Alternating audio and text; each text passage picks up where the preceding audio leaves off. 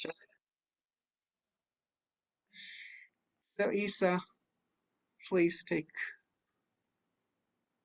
the Zoom meeting with.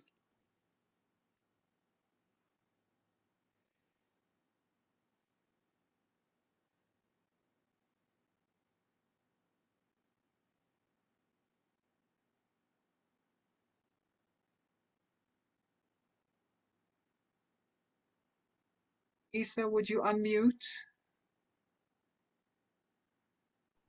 Yes. You want me to start? Yes, please. Okay.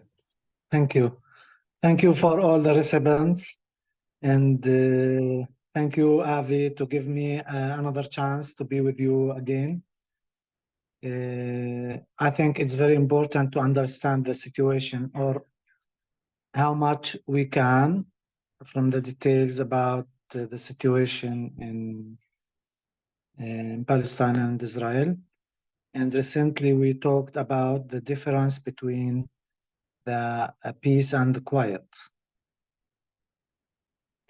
The peace supposed to be by agreement between two sides. And the quiet supposed to get it by force, by economic, by many other things, while keeping the situation as is it. For example, Israel, I don't believe that Israel seeked any time a real peace with the Palestinian. Opposite, all the time they're talking about the quiet, and the quiet meaning to keep the occupation and to keep the situation as is it with quiet. And I think it's never happened. No one can accept that, to keep the occupation and the peace together. So if you want the occupation, you're supposed to imagine that one day or the resistance of the occupation supposed to be in any minute, in any time. So Israel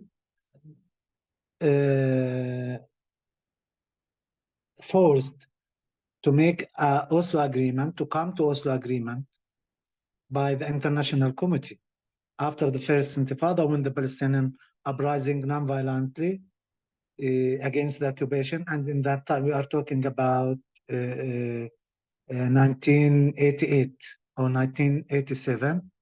And in that time, the situation or the occupation was not fixed like what it is now. No a lot of settlements. It was just small separate settlements in West Bank.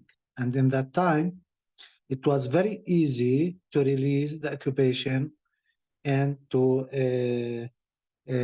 dismantle it outside. And the Palestinian was ready for that, and the Palestinian leadership talked and calling all the time, come to sit to discuss, to discuss and to talk about the peace, about a long-term agreement which is called peace between the Palestinian and Israeli, and we can give the peace instead of the land.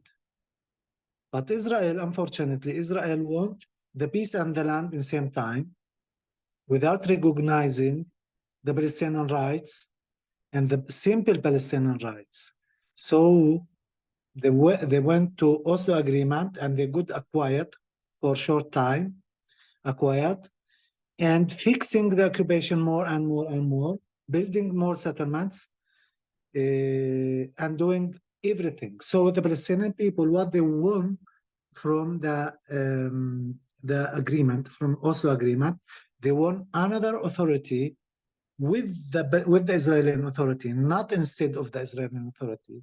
That means the occupation authority is still, and the Palestinian want another authority in the same time. And it's a unique situation. It's never happened that one people living under two authorities in the same time. It's very heavy.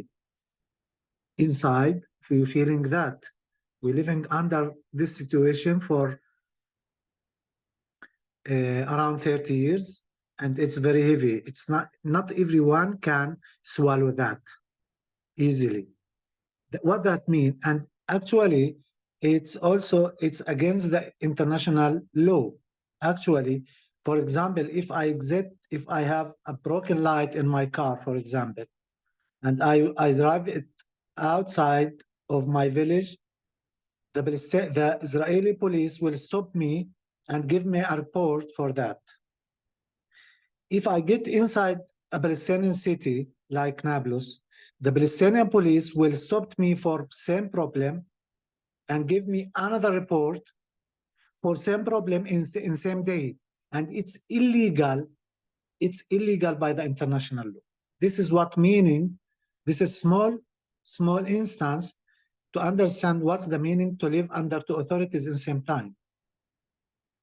So Israel trying to make agreement with the leadership while they don't want peace in the same time, and ignoring the rights of the simple people from both authorities.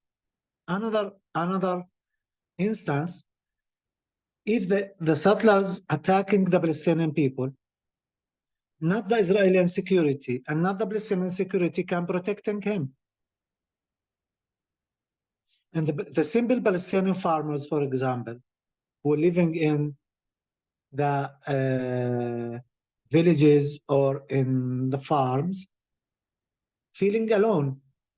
And if he want and can protecting himself, he should be a terrorist. And that means the Israeli authority will come and arresting him in the best conditions if they are not killing him in the moment or shooting him in the moment. So Israel don't want to make a real agreement for peace with the leadership, the Palestinian leadership, and she don't want to make a real peace with the Palestinian people.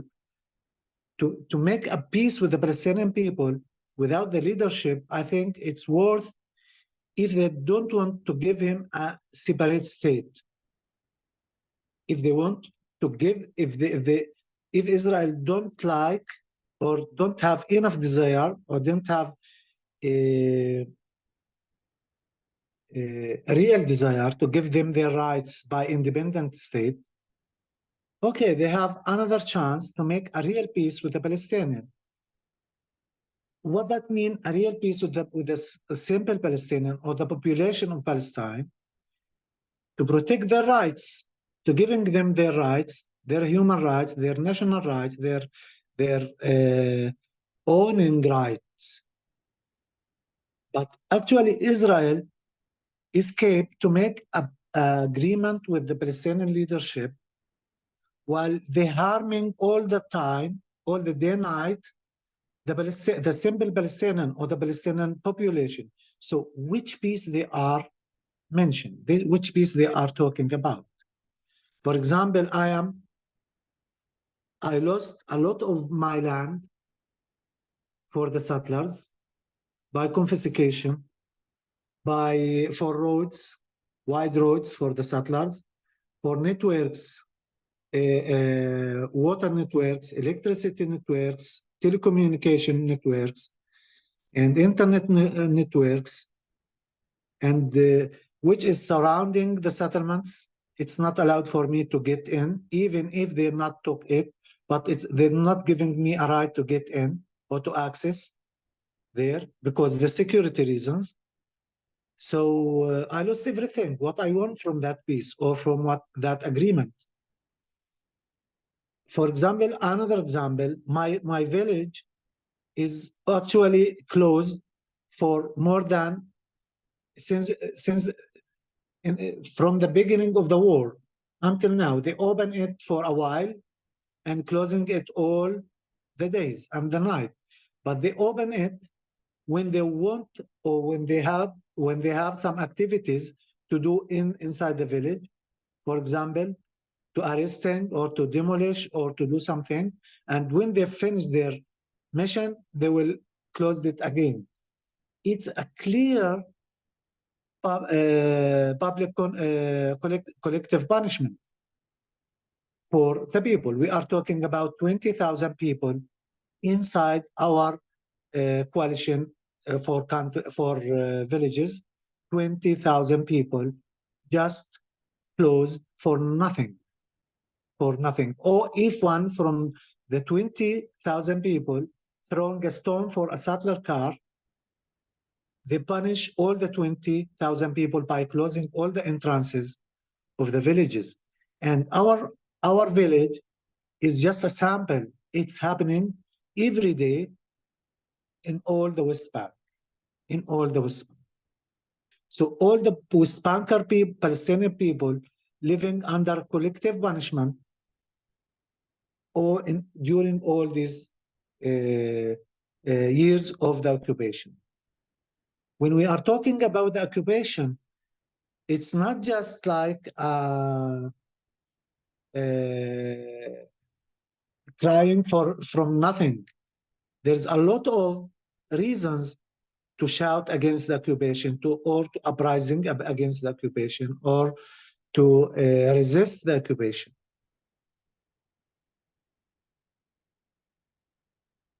Now, Israel, what Israel won from the Oslo Agreement, they won everything. They won the land, they're still keeping the land and working in the land and building more settlements, fixing the occupation more and more. They won the water, the underground water, and the upground water.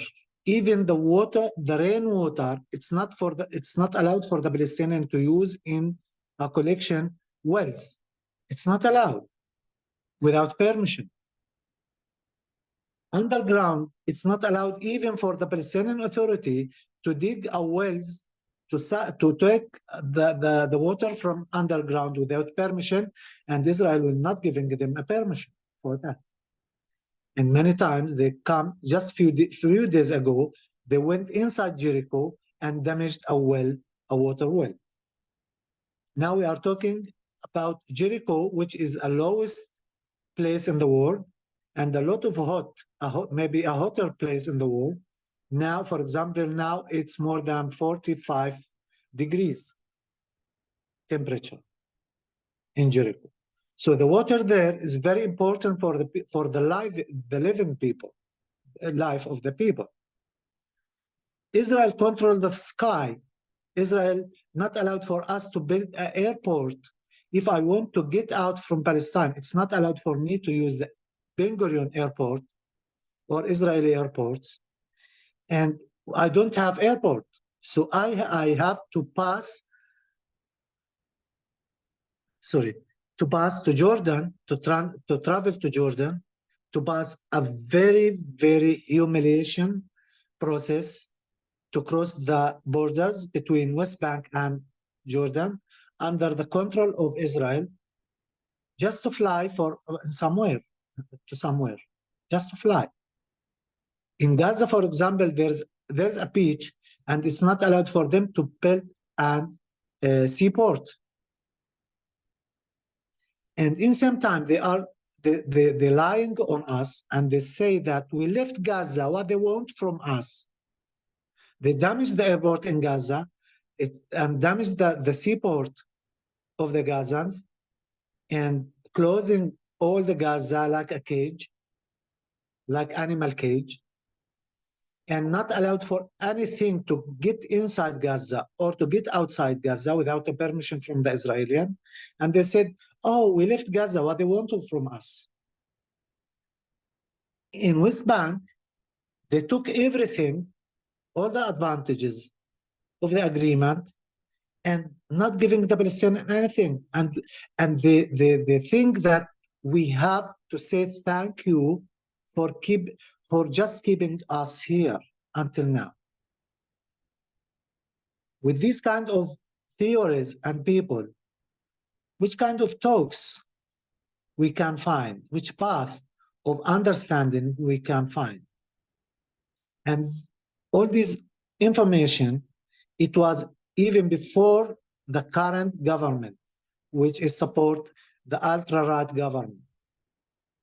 So the situation after this government have elected become worse and worse and worse every day.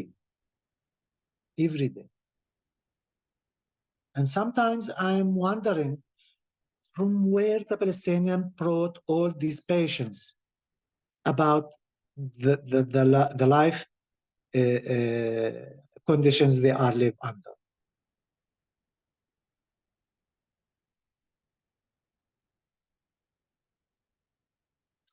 And every night, you suppose even they are not knocking or asking you to open the doors for the soldiers. They have their own techniques to open the doors by force. And suddenly when you are in your bed sleeping, it's not matter if you are a man, a woman, a children, or old men. Suddenly you open your eyes, oh, a military in your bed, in your sleep room, in your bedroom. It's happening every day, every night. And actually, if the family trying to resist by anyhow, they will shooting inside the house, or tear gas, or voice bombs, or live bullet. And this case brought me to think about what's happening in Be'eri. It's same. It's same, but we are living it silently during the years of the occupation, and we don't resisting that. But in Be'eri, because it's the first time for them happen, suddenly they found the Hamas fighters inside their houses. They're trying to fight those. So the Hamas shooting or killing or kidnapped, or I don't know what happened. It's same conditions we are living during more than, I think, 76 years. But we learn the rules of the occupation, so we keep silent. We just sucking the suffering, the fear, the anger, all these feelings silently, and stop to cry. Stop to cry, stop to shouting, stop to talking about that, because it become a normal things during our life. So if I'm hearing about these stories, for example, I'm not shocked, but maybe who live in New York or in Be'eri or in Japan or in somewhere in the world or in Britain, it should be a shock for him. But we are living it every day, every night. If I want to go to Nablus, for example, the closest city of my village, in the normal way, it will take for me 40 minutes by driving.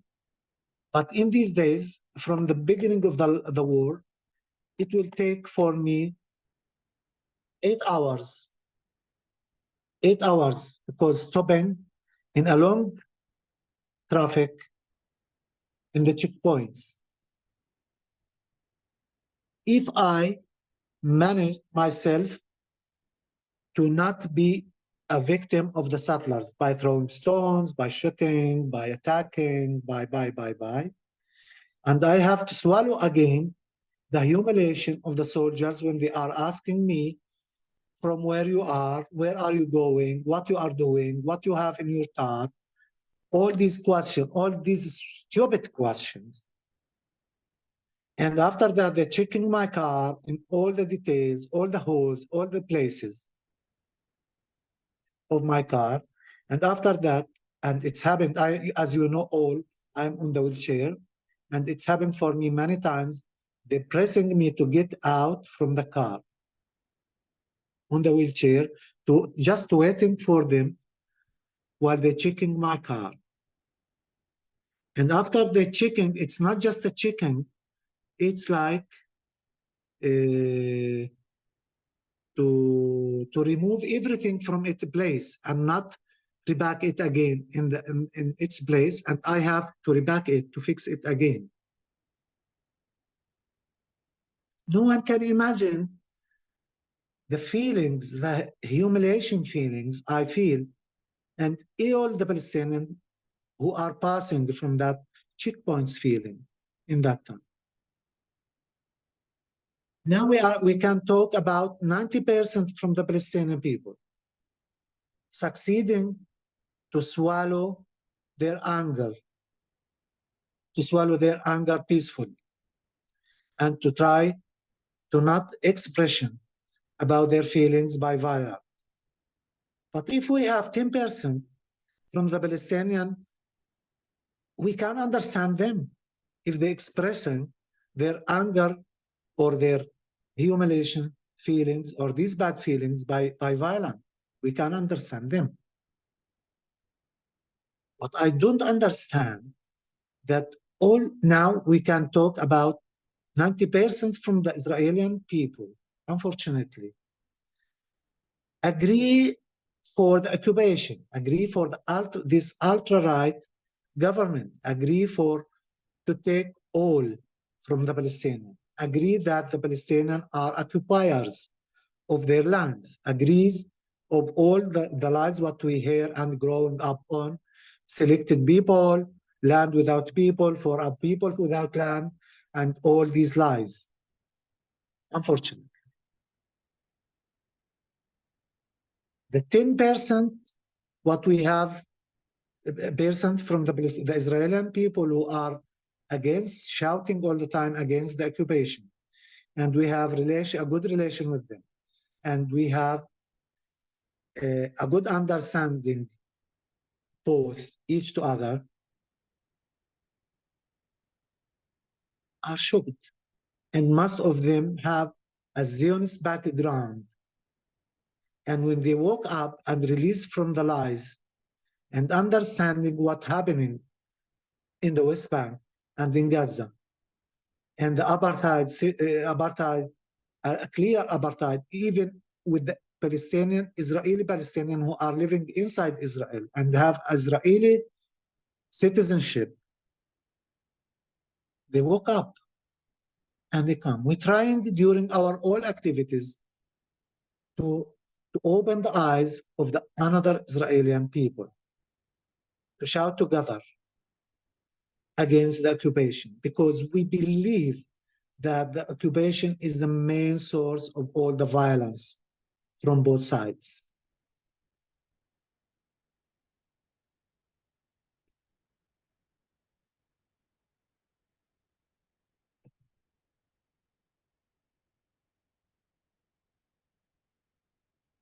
It would be pleasant if anyone have comment or question or anything.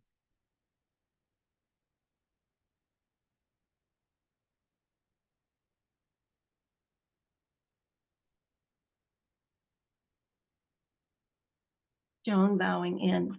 This has moved me very, very much, and it's so important for us to know. And I guess a thought that's come to my mind is I'd like to have some guidelines on how we share your talk today, because I don't want there to be any repercussions for this talk. So I would like to know, who we can share it with and how to do it. And I just want you to be safe. You're such a brave man, and I'm so touched.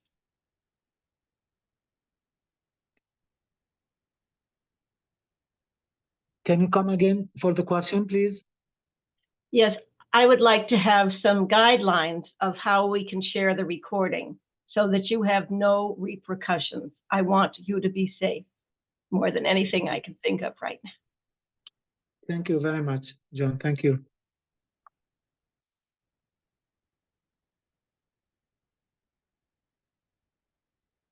And maybe you're not the person I ask of that, but maybe Avi or Mitchell could answer it, or someone here.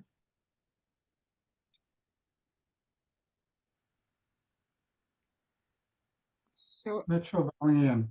Issa, I think what Joan is saying is, do you have any objections to the recording for today being shared with our Sanghas, with the larger Plum Village community, outside of the Plum Village community? She's concerned about your safety if it's shown widely. And I think that's what Joan is Thank you, asking. Mitchell. Thank you, Mitchell. Yes, I don't have a problem. I don't have a problem, and I believe that they cannot do for me more than what they did. More than what they did. Yeah. Thank you. And you can spread it widely where all the groups, all the sanghas, and no problem.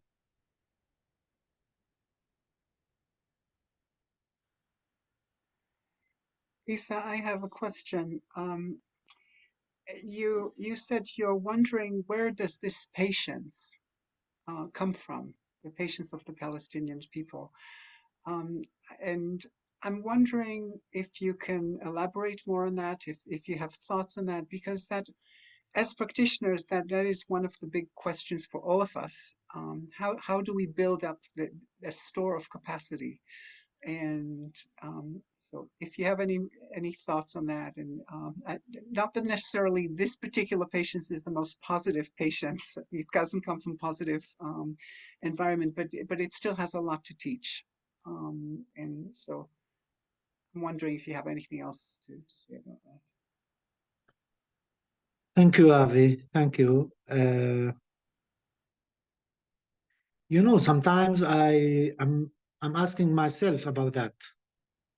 But when I see when I see the Palestinian in conditions more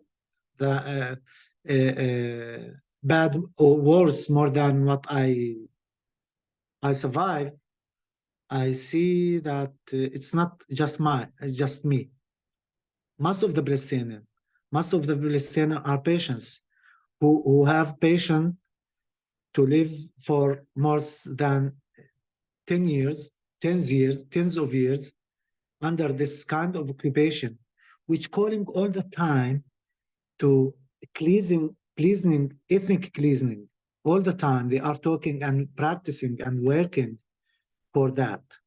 And he still have a time for wedding, for celebrations, for happy, for that inside the society. I'm wondering that which people they are, who are their people, that people. You know, in the settlements, in the closest settlements, there's a bulldozers working to build houses for the settlers. Same bulldozers can stop for a while and come to the village to demolish houses in the village. You can imagine? In one hand, they're building the houses for the settlers. And in the second hand, they're demolishing the houses for the Palestinians. And the owners of these houses, in the first moment that the bulldozers finish the demolish of the houses, they start to take the rubbles of the houses to create more, to create their power, to rebuild it again, because they don't have anywhere to go. And when we are talking about that, it's really making us crazy.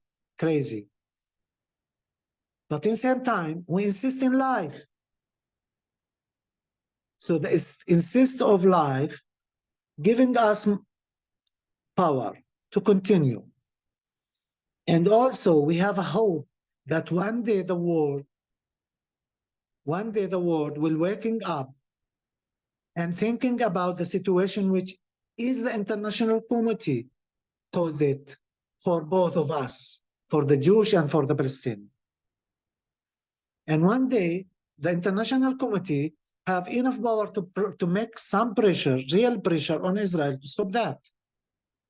So this hope, giving us to swallow the situation and to be more patient. Now, for me personally, I never losing the hope. The main treasure I have until now, the hope. And I will not ready by any way to giving up from my hope. For this, I call my center a garden of hope, not a garden of peace, because the hope will make me stronger more to continue by working for peace. And this hope will giving me a power to continue in my life, in my path, in my way, in my thoughts more and more. When I shot on 2001, I was have two options: or to sit in a dark corner all the time crying about my fate, about what happened. I lost two-thirds of my body. I was physical trainer with a good body, a good muscles, a big muscles, a good body, a good healthy. And suddenly by pressing a button, by exploding a bullet in my body, I changed to paralyzed man in special needs. I need two guards to be close to me to transfer me from the wheelchair to the bed, from the bed to the wheelchair again, from the bed to the bathroom, from the bathroom to the bed again.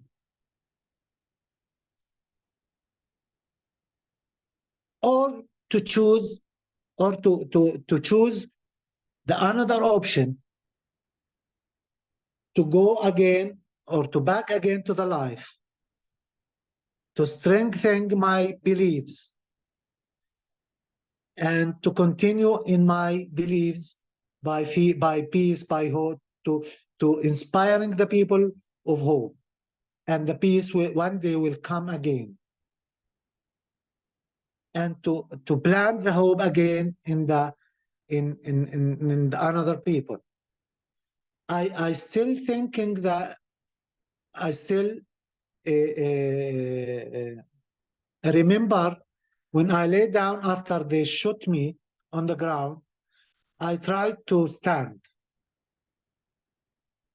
I tried it and I failed. I try again, I failed. So I believe that something seriously happened. And all the bleeding was inside. And the bullet damaged or get through the lungs, and all the bleeding was in the lung. My stomach or my abdomen, it started inflatable. I lost the breathing. I lost even the voice. I just whispering for the soldiers when they come and stopped on my head and kicking me with his foot, shouting "Kum," which is meaning stand up. In that moment, I said, thank God that the bullet should get on me, not in another one else. Maybe he cannot survive it, like a child or a woman. Because I get out from my house in that time, just warning the women and the children that the soldiers are around the neighborhood. And maybe they're starting to shooting a tear gas. I get out to warning them from tear gas, and I got a dum-dum bullet, which is not allowed to use against a human being in that time, and exploded in my body. All this process give me a hope. And now I'm wondering that how I succeed to survive it during 23 years on wheelchair in all these conditions. And I lost my wife 7 years ago by cancer. And I don't leave her a moment in the hospital, and looking after her 100% in all what she needs until she passed away. And now I have 5 children growing up, and I am looking for them all the time, growing up. Which gifts I want more from the God? And everyone have his own success of his life. Sometimes I'm feeling proud of myself that I survived all these conditions, all these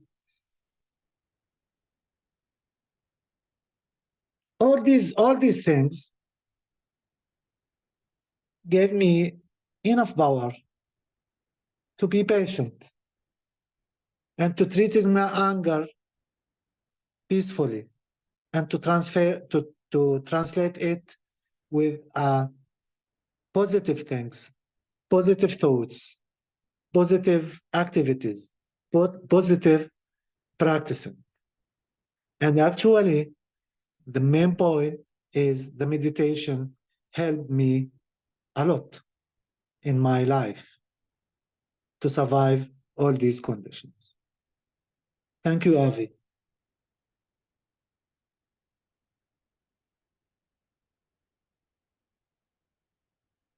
Bev bowing in. Do you want me to read the comments in the chat? Yes, please. One person said, "Thank you so much. Are the roots of this conflict even way back due to the United States producing arms?" And someone else, I think, meant this as an answer.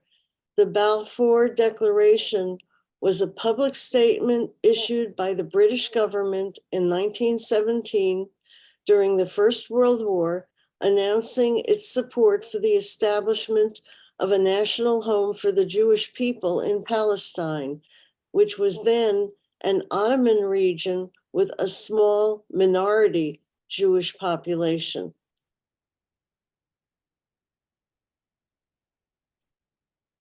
So I'm just reading chat comments, assuming that people do not want to be. Thank you, Beverly. And I think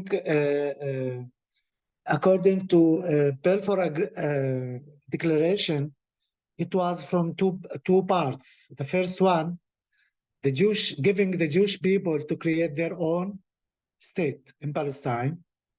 The second part is without defecting the rights of the people who are living there, which is mean the Palestinian.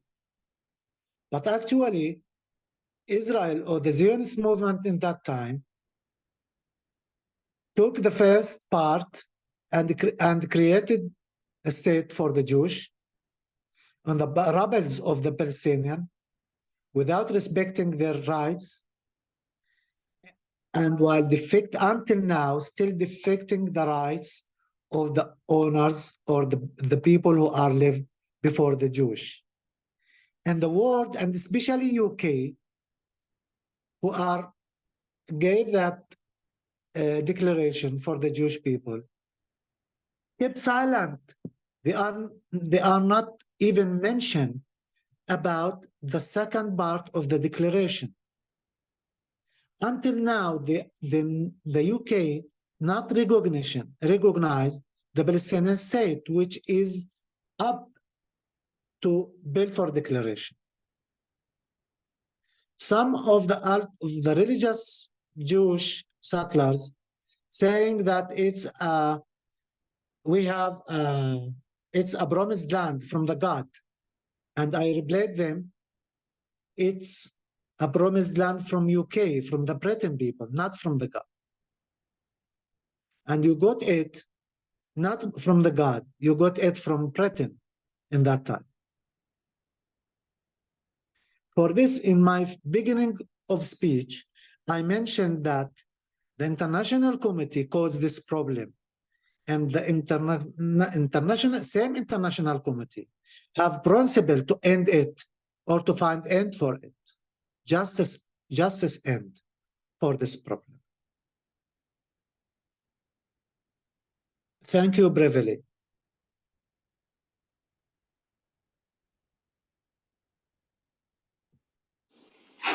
Issa, thank you. I need to leave shortly, but I'm wondering if you and Avi would be able to share updates and possibilities for supporting the Garden of Hope. I see that there have been some updates online that were before October 7th. I'm sure it's much more difficult now and would love to hear more about that and to be in contact about how we can be of tangible support. Thank you so much. Thank you, Regina. Thank you. As I told you before, I started this project around 6-7 years ago. And after the 7th of October, I became down for a while and stopped working on it for 2 or 3 months until to understand and to swallow the situation and to understand more about that. But recently I jumped from my bed. I said, I will never wait for a minute. I will go again to continue. And because I need both sides, the Palestinian and the Israeli, needing this seed to growing up again, how much we can. And since then, I'm working at some financial problems I have, and but the working is keeping in. We're supposed to start working with it in the beginning of the new year, if I have the financial what I need, financial needs. And while I'm not stopping my practicing or my activities, I'm doing it inside my house, all the meetings. Alhamdulillah, I have a big house and I have enough space for that. I have meditation sessions, and we are making meets, inviting the people, the Israeli and the Israeli Palestinian together, planning, working, talking, eating together during all our days. And but actually we have to finish it, the center, to be an independent place and a rest place for all of us. All bowing in. Issa, I wanted to salute your bravery and your determination and your spirit. My heart and our hearts are with you. I think it's safe for me to say that.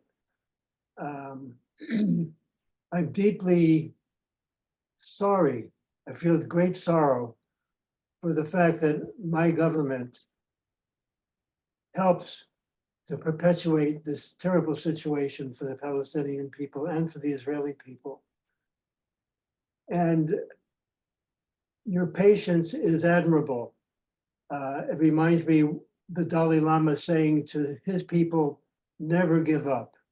And I know that you understand that deeply.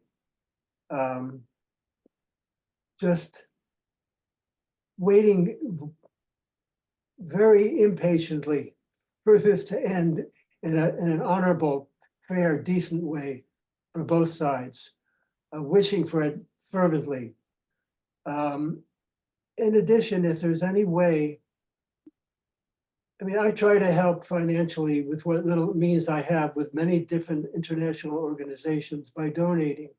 But if there's a way that we can directly, maybe this has been addressed before, I don't know, because I'm not a regular member.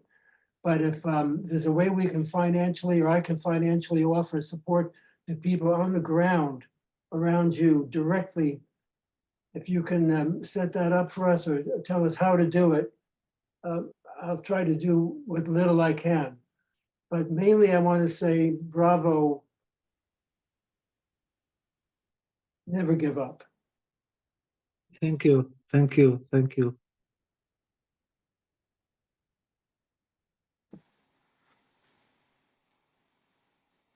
Mitchell, please, if you come again on the question, if it was a question. You, Oh, we can donate money to help those in your community.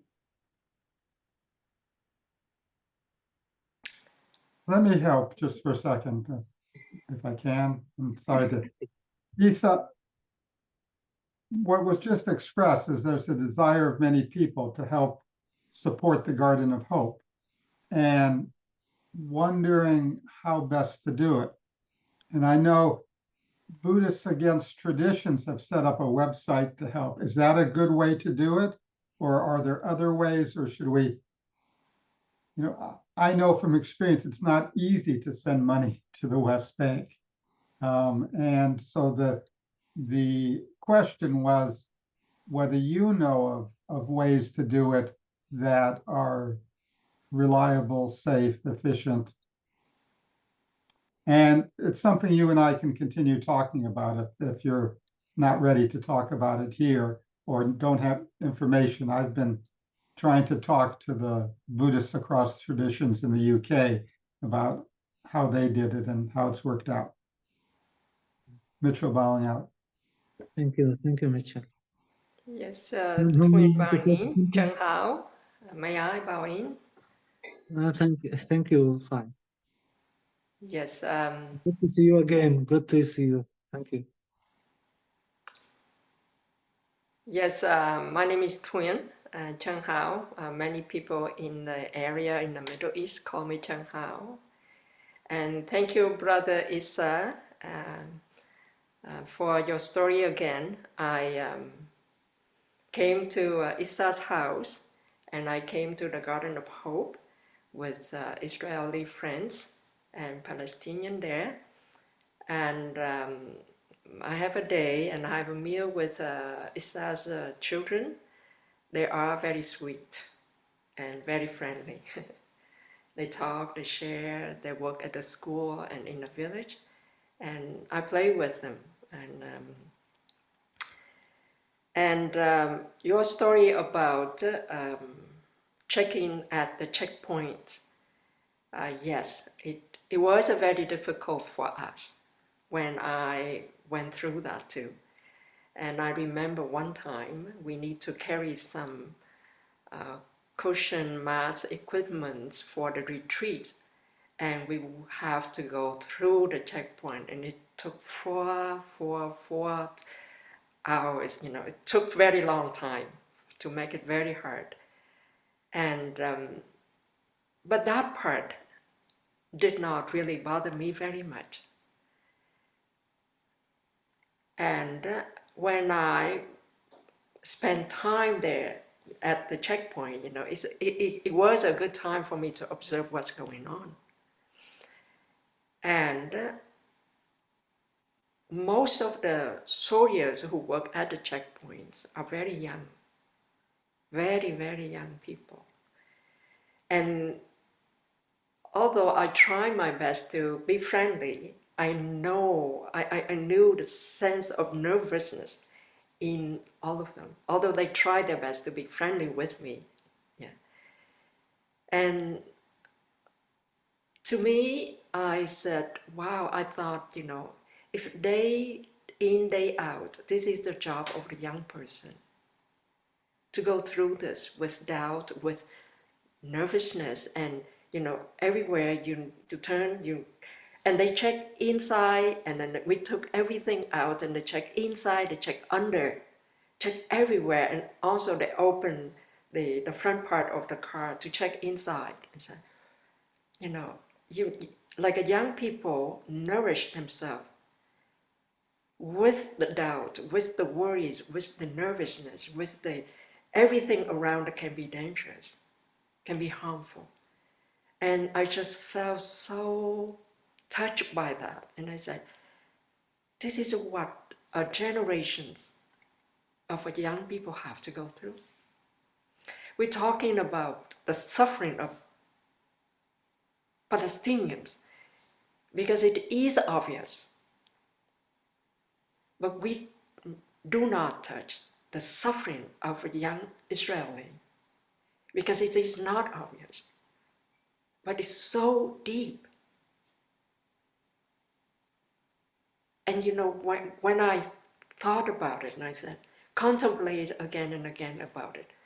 For me, the people, yes, you may have land, you may lose land, but it's way more than that. We lose our spirit. We lose our life.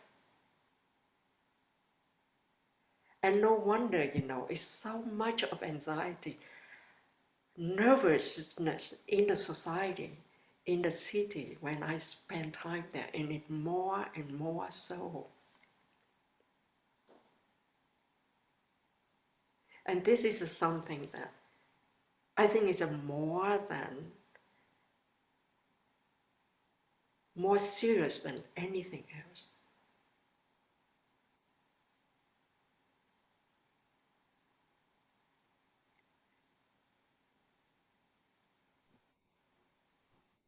So thank you everyone, because this is the only circle that we feel comfortable to bring the suffering and open ourselves to understand each other. And as going through wars myself, I feel the pain for the people.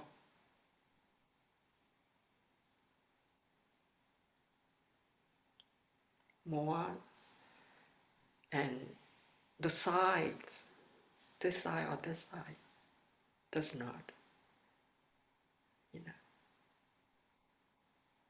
Yes, so yeah, thank you very much.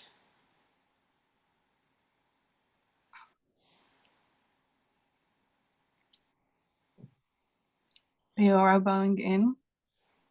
Hi, Issa. It's good to see you. And thank you. And I want to tell everybody, I remember the day that I visited you and your family. And first I want to say that it's pretty amazing to see how the building is coming up. And it's big. It'll be an incredible center. And you know, there would be windows looking all over the landscape. And the other thing I wanted to say, to give it some more description, nearby there is a small stream, and we went, a group of us with some Plum Village monastics, and we sat by the stream and we meditated. And you have to imagine that all the hills around, surrounded, have settlements on them. And the people came from the settlements, you know, like with such patronization and very loudly saying all kinds of, you know, how to say it, detrimental words. It was such a, it's so beautiful and bucolic, and this is, and Issa can tell you, where, you know, since childhood, you know, that's where they would gather by, and now it's like owned. I mean, the whole land is owned. I mean, but the spirit of these people who came down the hills, you know, and, you know, loud and forceful. I mean, they didn't do anything, but just how they talked and how they behaved is so yeah, bowing out. And thank you, Issa. Thank you, Leora. Thank you.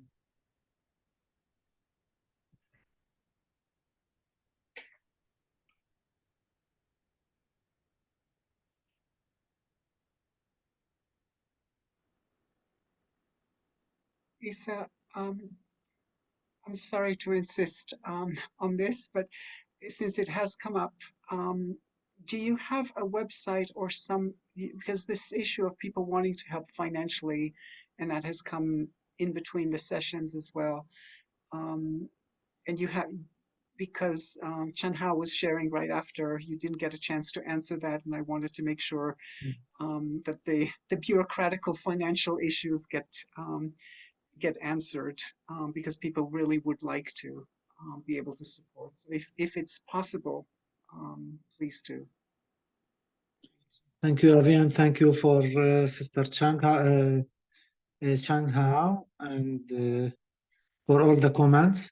Until now, I don't build a website for the project. But if anyone want to donate something, you can do it for Mitchell, for Baruch and Sheila, for Dorit Shippen, and the Israeli Sangha also. Right now, until we make some, until we building the website, and you know, as Mitchell said, that it's impossible now. It's a big problem to bring money in the Palestinian to the Palestinian Authority territories or in Gaza, just through these ways. Yeah. So it's very hard for us to receive money, even by banks or by Western Union or different methods. So just through the Israeli friends. And the Sangha, the Britain Sangha, also sending it directly by Israeli friends also. Sometimes they send it, yeah. Unfortunately. About the stream and the hills, what Leora talked about, it's a national reservoir in our area, and Israel announced it as a national reservoir or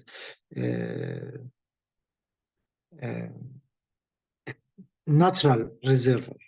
It's a very, very amazing place. A stream, a water stream, natural water streams, green mountains during all the year. In spite of that, it's Palestinian private land, but they announced it as a natural reservoir. It's not allowed for the Palestinian to plant a tree in that area, while it's allowed for the settlers to create a new village or a new settlement with swimming pool and houses, streets, damaging the nature. It's allowed for them. Fixing the nature, it's not allowed for the Palestinian. To build a wall, a stony wall in the garden or in the field, it's not allowed for the Palestinian. But it's allowed for the bulldozers to digging all the hills, to flattening the land for building more settlements. This is the situation. And now all the hills around, we are talking about 7 or 8 hills, green hills. It's filled of settlements, red roofs, you know, and yeah. And many times it's not allowed for the Palestinian even to access there, to access to their land, to their farms, to their plants. It's not allowed for them.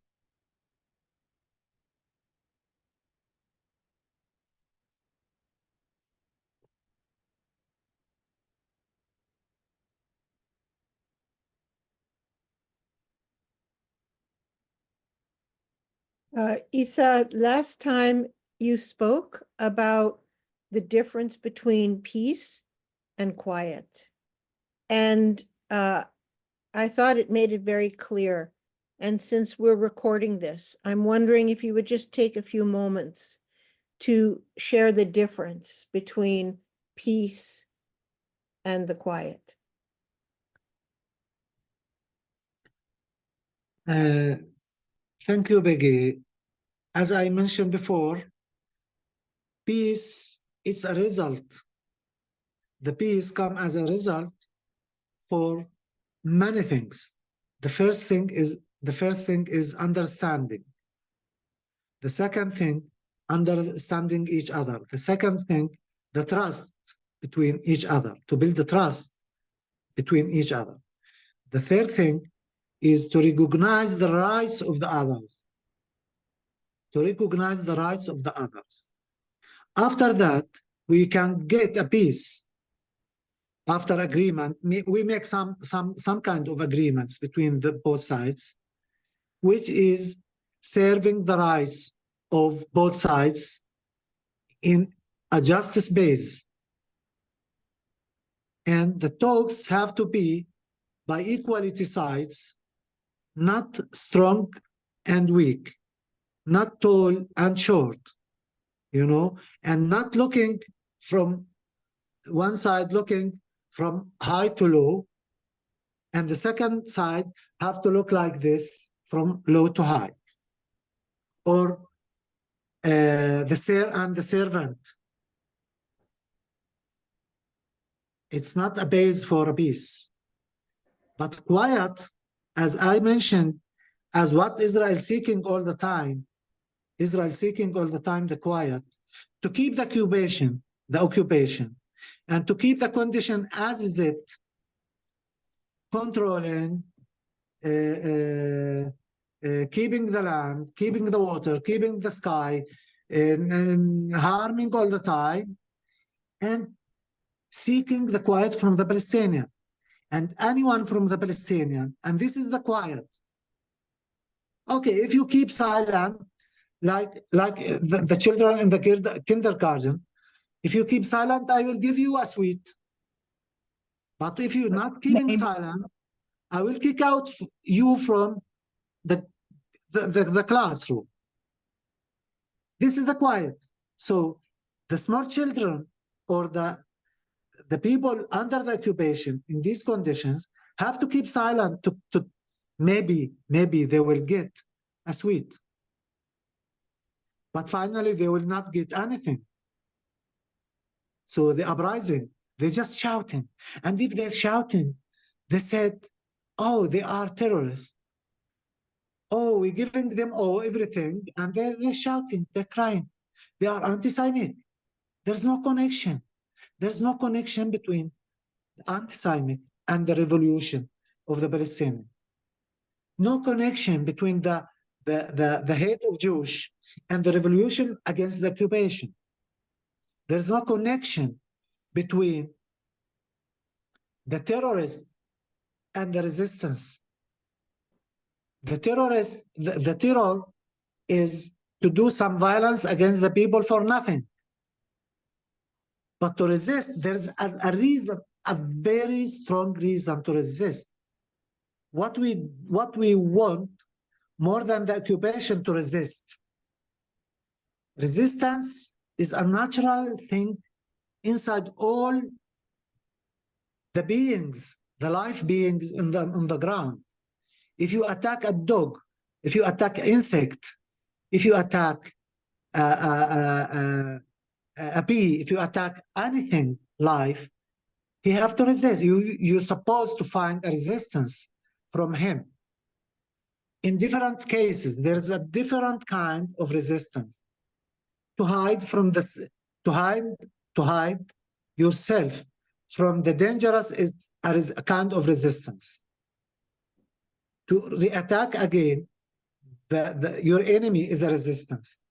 And it's up to change your color from some insects.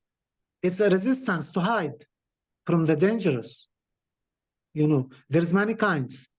And who under the attack, we cannot choose for him which kind of resistance have to do, violently or non-violently, to choose this way or to choose this way. you know, because no one's suffering like him in that moment. So who's suffering, he can manage himself to choose which way maybe help him to keep alive. Thank you, Becky. Thank you. Leora bowing in again. To sharpen that point, in parallel, forever, Israeli governments talk about managing the conflict. They don't talk about resolving or solving the conflict. Managing the conflict, meaning keeping the status quo, keeping the occupation, and keeping quiet, as Issa says, not really looking, no, I'm not saying finding, but even looking or working to a real solution. Going on. Marina bowing in.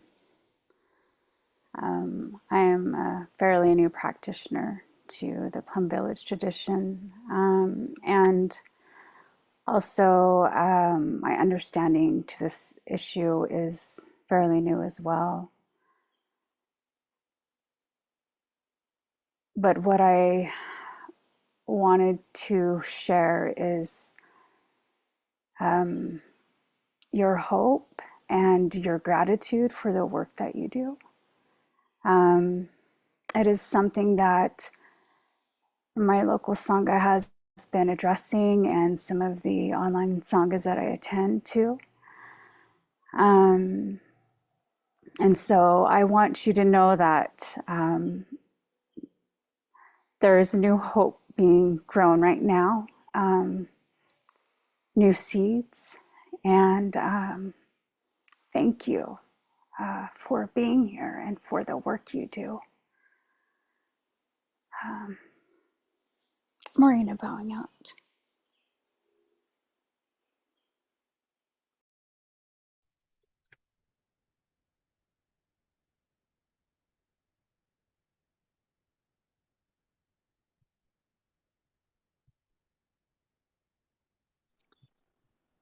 Sorry, my battery is running away, so maybe I will move to charging it.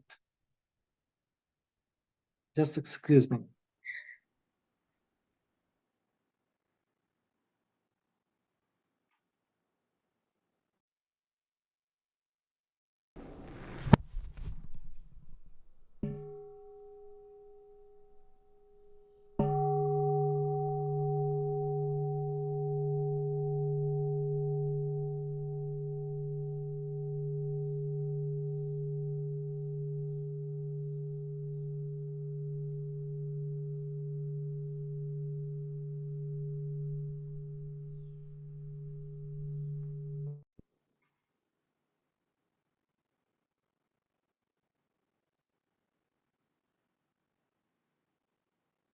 So if we can just see if there are people who would like to stay, and what if there's more that people would like to go through today. It is 10 to 12 here, and I don't want to overtax people.